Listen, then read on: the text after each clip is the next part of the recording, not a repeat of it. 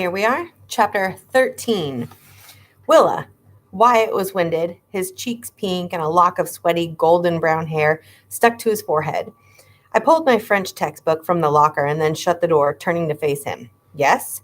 He looked like he'd run all the way from the parking lot. I have to ask you a question. Go ahead, I said.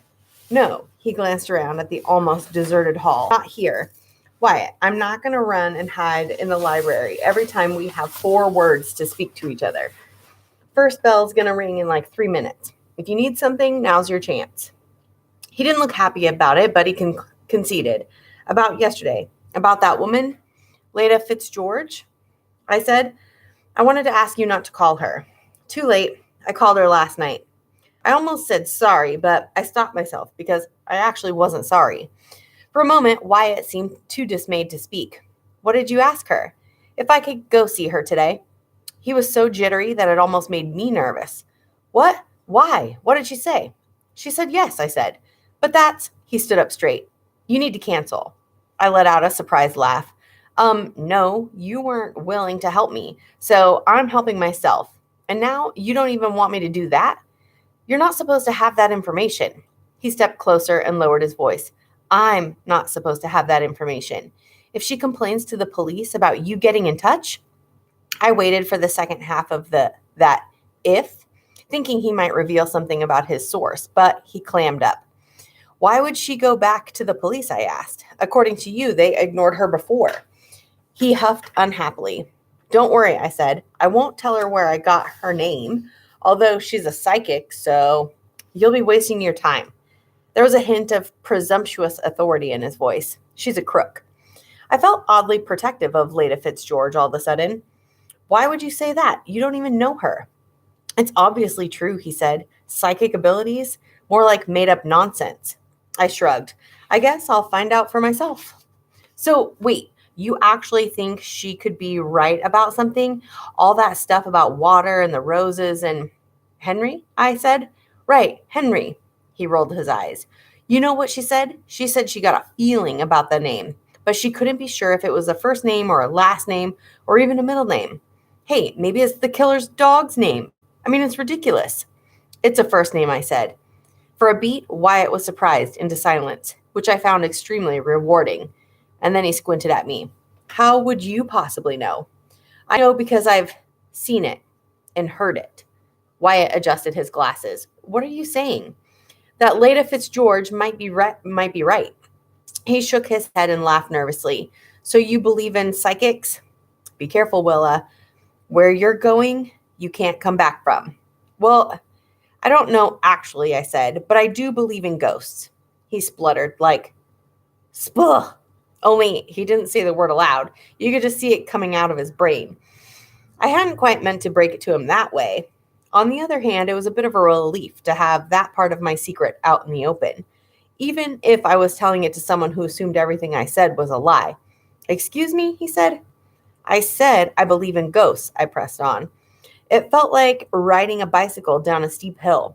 I couldn't stop even if I wanted to, but there was something exhilarating about it. Specifically, I believe in a ghost who's living in my house and refuses to leave me alone. A blend of emotions swept across Wyatt's face. Disappointment, curiosity, stubbornness, but his voice was utterly blank when he said, a ghost in your house? A ghost, I repeated, in my house. Do you want me to say it again? No, thanks. He started to turn away. Thank you. Good luck with that. Wait, I said, grabbing the strap of his backpack. You're seriously walking away from me right now? Yeah, I'm seriously walking away. I look flustered and upset. I have no idea what you're doing. For all I know, this is all some bizarre prank that Marnie put you up to. And I'm not playing along anymore. It's not, I said. Marnie wouldn't... Oh, he said and laughed. A single bleak ha. Oh, I can assure you Marnie would. She didn't, I said. Nobody put me up to this unless you count the stupid ghost who's giving me horrible visions about the murders and leaving me messages and trying to drown me. A ghost tried to drown you? He repeated, incredulous. In the pool, I said. The night I moved in, I went swimming and I couldn't surface and his eyes went mockingly wide. Are you sure you actually know how to swim? I glared at him and he shrank back a little. I'm an excellent swimmer, I said. My dad and I used to swim every morning. I know the difference between not knowing how to swim and not being able to swim. Something held me under the water, and I saw he was listening raptly, but I cut myself off. I wasn't sharing any more with him until he stopped being a jerk, which basically meant never. What? He asked, interested in spite of himself. What did you see? Never mind, I said. I was starting to think maybe you would listen to what I had to say without judging me, but I guess I was wrong. I'm not judging you, he said. I just don't believe you. Fine. I could feel nervous, angry sweat beating at my hairline. Look, I get it, Wyatt said, startling me. He sounded almost understanding. You moved to a strange new city in an old, drafty house with a lot of history. You're feeling uncomfortable in your new family situation, and what are you doing? I snapped. He looked a little hurt. I'm trying to talk to you. You're trying to talk me down from believing in ghosts, I said. He seemed vaguely confused about it himself. I don't know, I guess. Tell me this. If the psychic is a fraud and I'm hallucinating, why do the things that are happening to me appear on her list? Wait, what? Really? He looked genuinely surprised. Well, I mean, it must be statistically improbable set of correlations. I can see why you'd find it curious, though, if you're telling the truth.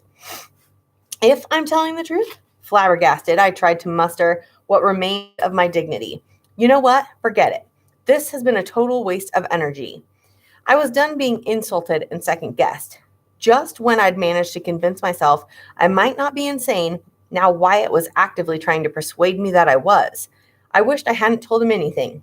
Wait, he said, and the smirk disappeared from his face. Regret flashed through his brown eyes.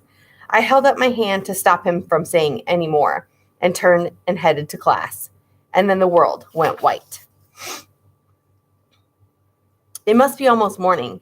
He blindfolded me, but I managed to get the blindfold down past the corner of my eye, and I can see him blurry. I can see a dim, blurry slit of my surroundings. This is a different place, not the place where we've been rehearsing. The table is set. I can see the roses. They've begun to wilt, just the faintest lack of crispness at the edges of the petals. He's so obsessed with detail, I wonder whether he'll replace them. And then my heart drops into dark, echoless chamber inside me. He won't replace them. He doesn't need to. Today is going to be the day. I'm sure of it on some level that I don't even understand.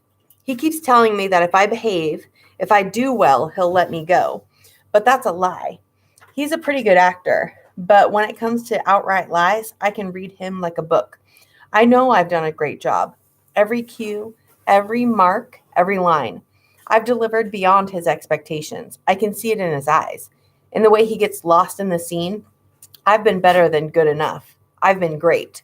And still, he'll never, ever let me go. I know he'll be back soon because he never stays away too long. He comes and goes, bringing water and food and letting me use the restroom. He's perfectly hospitable. I hate him. What's more, he hates me. I can tell. I'm not like he thought I was. I'm not quiet and obedient. That was an act to earn his trust. But once I figured out he was lying, something inside me changed. Call it my foolish pride. I couldn't grovel to someone who was just waiting for the right moment to turn me into another trophy in his case. Today is the day. I know it in my soul, and part of me is terrified. How could I not be? Every time he comes near me or speaks, something in me turns into a lost, frightened little girl. I have a plan, though. It's not an escape plan. I know better than that. I'm going to die here, but I am going to do it on my terms, not his. I've already broken his stupid necklace. He hasn't noticed. I stuffed it in the pocket of the skirt he makes me wear, my costume. Maybe when the police find me afterward, they'll find it and make some kind of connection. Maybe they'll catch him and keep him from doing this to anyone else. And it'll be because of something I did. He's made me sit here at this table, my ankles and wrists bound so I can't run away, dressed in an old-fashioned skirt and scratchy blouse, with my hair pinned so tightly my scalp feels bruised, and talk about love and Namur and old ladies and apple carts. He's been in control. It's all been on his terms. But tonight, it's on my terms. He can't take away my ability to run, or he can take away my ability to run, but not my will to resist. He can kill me, but he can't kill my spirit. Chapter 14. I slumped back, hoping I would run into a wall and lean against, but there wasn't one. Wyatt grabbed me a split second before I could stumble to the floor. Hey, he said, what's going on? Willa. Stop yelling, I said, because I didn't want him attracting attention. Please, I'm fine. Then we were faced with the fact of me being in his arms, a 12 out of 10 in the awkwardness scale. I tried to straighten up and pull away, and he held on too long, and thank God nobody was watching. I fought to steady myself, wanting to be as far from Wyatt as I could get, as soon as I could possibly get there. What just happened to you? He asked. Was that a seizure? No, I said, though I've never actually considered that possibility. I mean, I don't think so. I don't want to talk about it. He wasn't going to let it drop. You froze up completely, he said. It looked like a petit mal seizure. They're not seizures, I said, careful to keep my voice cool and calm, but betrayed by the drop of sweat trailing down the side of my face. They might be hallucinations, but they're not seizures. In spite of my desire to cut and run, I wasn't going anywhere until the heavy, dizzy feeling passed. Wyatt seemed to sense that, and much more gracefully this time, he put his hand on my arm and gently eased me down onto a bench behind us. He watched me anxiously. What do you mean, they? Does this happen to you more than once? Yes, I said, too dazed to lie. That one makes 3 times. Well, what is it that actually happens? He asked. I try to find a way to explain it. It's like a dream, except I'm actually there. Where? His eyes searched me, taking in every detail of my appearance, the way he always looked in every detail of everything. It made me feel prickly and self-conscious. Wherever the Hollywood killer keeps his victims. You're there with the victims? The disbelief in his voice sent an angry chill through my body. Not with them, I said, bristling. It's like I am them. That shut him down long enough that I could continue. Like the one from the birds, I said, Brianna, and Faith with the wheelchair, and then this one with the dinner table and the roses. But I didn't hear the girl's name this time. I guess it was probably Lorelei. Wyatt stared at me. It's like a vision or a trance or something. I feel what they felt. I can even see the necklace he makes them all wear, the rose necklace. I can't see the killer's face, and I can't really hear his voice. I don't know how to explain it, only I'm there. Willa, Wyatt frowned. I'm sorry, there's got to be some other explanation. Why? My voice was hollow and brittle, maybe because he really did sound apologetic. Because there hasn't been a murder with a dinner table or roses, he said, and there are no necklaces, convincing me that all of these crazy things were real. I thought of the dead body that wasn't in the pool, and the water that wasn't in the tub, and the writing that wasn't on the walls. But the name Henry, water, a necklace, the stuff the psychic said. Is there anything I can do or say, Wyatt said, to talk you out of going to see this Fitzgeorge woman? I took a shaky breath and straightened my cardigan, trying to think up a reply. Right, Wyatt said. I didn't think so. Then can you do me a favor? I glanced down at the floor, my resolve slipping away. And then he said, let me come with you. In the parking lot was deserted. Wyatt insisted we wait until everyone else had gone home, so there was no risk of our being seen together. I was halfway to his silver Prius before a couple of thoughts tumbled into my head at once. Firstly, that maybe Wyatt was the murderer, and here I was, hopping into his car. Secondly, I was supposed to be mad at him. In fact, since the moment we met, I had never not been mad at him. I stopped walking and turned to him. Just to be clear, you are not the killer, right? If you are, you have to tell me. Murderer's honor. He raised a single eyebrow and unlocked the car doors. You're coming or not? Yes, I'm coming. I opened the door and climbed in, tossing my backpack into the back seat. When I was all buckled in, I looked over at him and he plugged in Leyta's address into his GPS. So tell me again why you offered to go with me. He glanced at me before pulling out of the parking lot. I had a feeling you would try to take the bus or something. A cab, probably, I said.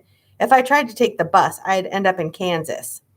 Anyway, I thought it would be better if I drove you. But you don't believe in psychics. No, he said, I don't. And you don't even want me to go? No, he said again, I don't. We stared at each other for a second before he pulled his eyes away to look at the road. Then, you haven't answered me at all. Why are you doing this? I asked. You clearly think I'm crazy. I never said you were crazy. I said you must be imagining things. But in retrospect, maybe that was a little dismissive. Harsh might have been a better word. Insensitive, perhaps? He gave his head a frustrated shake. You can't be angry with me for not believing in something I have no experience with, okay? We turned down Hollywood Boulevard, which was thick with sightseers. There were costume characters everywhere. Spider-Man, Superman, Catwoman, Elmo, the Statue of Liberty, a guy in metallic paint pretending to be a robot. They looked weird and fake even from a distance, but people were still lining up to get their pictures taken with them. There's the Chinese theater, Wyatt said as we drove by the building that looked like a pagoda. It's pretty famous. Have you been yet? No, not. I've heard it's not much to see. Movie stars have tiny feet. He snorted. All of them? Well, let's see, Wyatt. Let me consult my list of famous people's shoe sizes right here. And why are you reacting that way? He asked. Why do you have to pick everything apart? I shot back. He sighed and checked the mirror as he changed lanes. Okay, forget it. I was only trying to make conversation, but I guess I shouldn't even bother. I glanced over at him. He looked a little hurt. I'm sorry, I said. It was nice of you to try, but talking to you is so complicated. What does complicated mean to you? In your case, I said, it means that you don't know when to let things go. He adjusted his air vent so it blew away from him. Yeah, I can see that. I gazed out the window as the navigation voice instructed us to turn left in 200 feet. We'd passed from the crowded, garish boulevard into a residential neighborhood where the tiny houses were small and crumbling. Each one was unique, but they all shared the qualities of age and neglect. Chipping paint, cracked windows, limp curtains, drooping chain link fences. I don't like letting go of things, Wyatt said in a thoughtful voice. I realized he'd been thinking of my words this whole time, not until I understand them. I wasn't sure how to respond. What's the number on that duplex? He asked suddenly. I craned my neck to see it. 1501. Then we're here, he said, pulling into a spot in front of the decrepit building. Let's go find out what the future holds. Chapter 15. Leyta Fitzgeorge was about 30, tall and wispy thin with long waves of mouse brown hair. She wore a forest green polo shirt that said Game World with a pair of khaki pants. Sorry about the shirt, she said. I know it detracts from the mystique and all. I have to leave for work pretty soon. It's fine, I said. I'm Willa, and this is my classmate, Wyatt. You work at Game World? Wyatt asked. She nodded. I can match any customer with their perfect game. I've never had a return. Wyatt scoffed. She took out her phone. Want to call my manager and ask? No, he said, looking a little shocked by the suggestion. Leyta's teeny apartment was clean and pleasant. The carpet was old and worn in places, but free of stains. The pictures on the walls were posters of paintings in cheap plastic frames. The only one I recognized was Van Gogh's Starry Night. The air was scented with traces of cinnamon. Sit, please, she said, pointing us toward the blue velour recliner in front of a small table. On the other side were two folding chairs. Those 4 pieces of furniture pretty much filled the living room. Thanks for meeting me, I said, sitting on the folding chairs. That's fine, she said. You need it, I can tell. You can tell, Wyatt said, his voice painted with skepticism. Really? How? I turned to him. Do you mind? This is my appointment. It's okay, Leyta waved a hand in his direction. Let him talk. That's his flow. It's his journey. Yes, Willa, Wyatt said, leaning back, folding his arms. Let me flow on my journey, please. I gave him a dirty look and then turned my attention back to the psychic. So, she said, you said you have questions about the future, but that's not completely true, is it? You don't have to be a psychic to deduce that, Wyatt said. She's a terrible liar. Wyatt, buddy, Leyta said, shut your flow for a minute. Okay, Willa, you don't want to talk future. You want to talk past. Things that are done that can't be undone. Right, I said. I need to know about the murders. She sat back and frowned at me, like big time frowned. Honey, what are you into? Nothing, I said. I just have questions. She held up her hand and clucked her tongue. You don't have questions.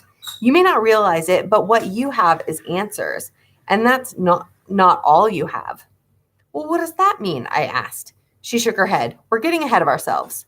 What about the murders? Why come to me? Because you talked to the police, Wyatt said. Leyta ignored him and kept her gaze on me. Why don't you tell me what you know? The necklace, I said. I know there was one. I've seen it in my visions. And I know about Henry and water. Her expression didn't change, but there was a shift in her energy. All of a sudden, she was very interested. Is there a smell? Acrid, like somebody spilled a bottle of vinegar? No, I said. Sorry, I never noticed that. Well, and what about Henry? She asked. There's a phrase. I glanced at Wyatt. I hadn't told him this part. It goes, this is the kind of dream you don't wake up from, Henry. Does that mean anything to you? No, she said, closing her eyes. Not specifically. I feel that it's right, but I don't know what it means. It's not from any of the movie scenes the killer used, Wyatt said. His words were know-it-all, but his tone was subdued for the moment. Leyta folded her hands in her lap. So what are you hoping I'll do for you? Just help me make it stop, I said. It's driving me crazy. She looked at me with an expression I didn't care for. Too sympathetic, like she had bad news. I can imagine. Well, why me? What does this have to do with me? Sounds like somebody's trying to tell you something, she said, and they're trying hard. But I don't want to hear it.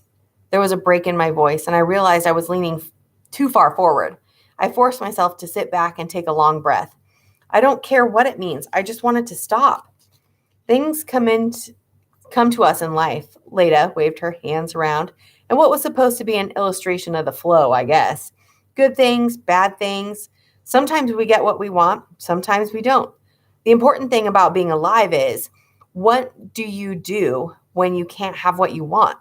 That's what determines what kind of person you are. Wait, so she was a psychic or a guidance counselor? But what do I do? Can you help? I mean, I'll pay you whatever you ask. You can come to my house and... Willa, she said, shaking her head slowly, just keep listening. That's it? Wyatt sounded like he was trying to keep from losing his temper. You let her come all the way here to give her a bunch of mysterious, vague, non-advice, and then you tell her you can't even help? Some psychic. She replied sharply, without removing her eyes from mine. As Willa well knows, she said, spirits are capable of many things, but there are also many things they are not capable of. These visions you have, you feel what the girls felt, but you can't see a face, correct? When I nodded, she went on. What you have to understand is that a spirit presence doesn't operate like you or me. We're a mess of thoughts and feelings. A spirit is more like an instinct. Its whole purpose is to drive at something, to convey an idea or a concept. Like who the killer is? I asked. She sat back and raised her eyebrows. Perhaps. We can only guess. Well, how do I get the spirit to tell me what it wants? I asked. Let me put it this way, Leyta said. Tell me what it feels like to be in love. I swallowed hard. First I thought of Aiden, and then I thought of Reed. And I glanced at Wyatt, and I felt myself blushing. He was blushing too. Leyta rolled her eyes. Okay, nix that. I forgot you're a teenager. Tell me what it feels like to be angry. Like, really try. I glanced at Wyatt again, and I noticed how careful he was not to look at me. You feel something heavy, I said, pushing down on you, pushing you toward the edge of something, helpless and hot, and I ran out of words. Exactly, she said. Now think of trying to convey that idea to someone who doesn't speak your language, who can't even see you. What would you do if you were a ghost? Hold down someone in the pool so they can't breathe? I asked. But the spirit can write. It writes on the walls. So why want to just write down the story? Well, you didn't tell a story just now, did you? She shrugged. You didn't say to me, Wyatt said this and it ticked me off. And then I said this and it made me so angry. Her point was beginning to sink in, even though it still felt a little soupy around the edges. If I thought I could help, I would go to your house right now, but nothing's going to show itself to me. These messages are for you, Willa. The ghost itself might not even understand what's going on. It's driven by a need to convey something, and you're the one it's telling it to. Not me, not your parents, you. I buried my face in my hands. Wyatt's voice came faintly from my right. Lucky you. Do you mind if I speak to Willa alone for a moment? Leyta asked. It's up to Willa, Wyatt replied. Even though Wyatt could be a total pain, there was something reassuring about having him there. Weirdly, I felt I could trust him. It's all right, I said. He can stay. Leyta nodded and then leaned forward and took my hands in hers. How long ago did you start messing with stuff you shouldn't have been messing with? Her question seemed to vibrate through the air. Wyatt tensed in his chair, and I felt my shoulders slump. I swallowed hard. 2 years in May. What are you talking about? Wyatt asked. Drugs? Leyta's scrawny fingers wrapped around mine. They were surprisingly strong. Her pale brown eyes didn't waver from my face. You tried it once and then you kept doing it, right? You kept pushing and searching. I had to, I whispered. The hardness left her face. She sighed. I know. But I quit, I said, last week. It was as if I hadn't spoken at all. Headaches, right? She asked. I tried to ignore Wyatt's eyes boring into me, and I said, yes. They're bad, aren't they? You get them every day? What about flashes? Do you see flashes? Like light, but hazy? I nodded. There are voices, whispers? Maybe, I said. And it all started when you first tried to make contact, right? She sighed and sat back, shaking her head. Who taught you how to do it? A book, I said, by Walter somebody. Sawamura, she said. Walter Sawamura. Which book? He's written dozens. I wanted desperately to pretend I didn't know, but I said, Contact with the Spirit Realm? She nodded, tapping her fingers on the armrests. That book was published in 1983. Do you know what was published in 1984? I shook my head. A letter from Walter Sawamura to everyone who bought that book, begging them to send their copies back to him. Some things don't belong in the hands of those who aren't strong enough to control them. He refunded the money out of his own pocket because he knew he'd made a huge mistake. He lost thousands of dollars, but a few copies slipped through, and I guess you found one. I nodded. Listen to me, Leyta said. Go home, take that book, and you have a Moldavite ring, I suppose. Yes, I whispered, thinking of the green stone ring in the black suede pouch. Put the ring in a Ziploc baggie full of salt. Put that bag in the book in a shoebox. Put something made of real silver in the box. Duct tape it shut and bury it, 12 inches deep at least, and don't ever dig it up. Okay, I said, and that'll get rid of the ghost? Her face fell. No, but it'll close the door on the energies and the spirit forces that are hitchhiking on your aura. It should take care of most of the headaches, the dizzy spells, the flashes. Those were all things I brought on myself? I couldn't believe I hadn't connected them with my lame, hopeless efforts to contact Dad. I dropped my head, feeling like the dumbest person on the planet. I know it was an accident, Leyta said, patting my hands gently. But honey, every ghost in a 10-mile radius came running every time you called, and one of them finally got its hooks in you. Now it's on you to figure out why. Otherwise, you'll never be free of it. You've created a portal, and you draw energy to you, like a magnet. You probably feel like you've been going crazy. Your aura's like a thunderstorm. Excuse me? Wyatt cleared his throat, but managed to keep his voice muted, respectful. If she's been doing this for 2 years, why did a ghost just now, latch on? Because, Leyta said, staring directly into my eyes, all that stuff before, those were first dates. This entity, whatever it is, felt connected enough to get to you, and now you're got. Awesome, I said gloomily. How do I get ungot? There are no shortcuts in the flow, Leyta said. No clicking your heels 3 times and poof. This is your journey. You got to go with it. I nodded. She sat back and clapped her hands lightly on her knees. That's it, kids. Show's over. I can't be late. My manager's in a terrible mood today. I stood up and reached for my purse. How much do I owe you? Your money's no good here, she said. Just take care of yourself. Out of curiosity, Wyatt said, what does my aura look like? Ha, Leyta said. I charge for that information. She walked us to the door, and as soon as Wyatt opened it and stepped outside, Leyta put her hand on my shoulder, leaned forward, and quickly pulled the door closed. We were alone in her apartment, just the two of us. May 16th, she said in a rush, 2 years ago, I woke up and Paul was here. Paul Kresge, my father? May 16th, I went numb. He said to tell you to be good and that he loves you. She hesitated. Was he religious? Because he said to tell you to look out for a shepherd. I didn't trust myself to speak, so I shook my head. Listen, you're not going to find your dad, sweetie, and you never were. He's moved through. He's good. He doesn't need to forgive you. You need to forgive you, and that's all. I nodded, which was basically the only thing I was capable of doing. Anyway, you better go, he added softly. Your friend probably thinks I'm performing voodoo ceremonies on you. He's a bit much, but he cares about you. And don't tell him I told you, but his aura's green. He's a healer. She opened the door and I stumbled out, crashing into Wyatt a millisecond before I would have fallen down the steps. What'd she say? He asked. Are you okay? Yeah, I said, a pathetic lie. But he was kind enough not to call me on it. And as we walked toward the car, I couldn't stop thinking about what my dad said. And then it hit me. Look for a shepherd. Could he have meant Wyatt Shepherd? That's it for today.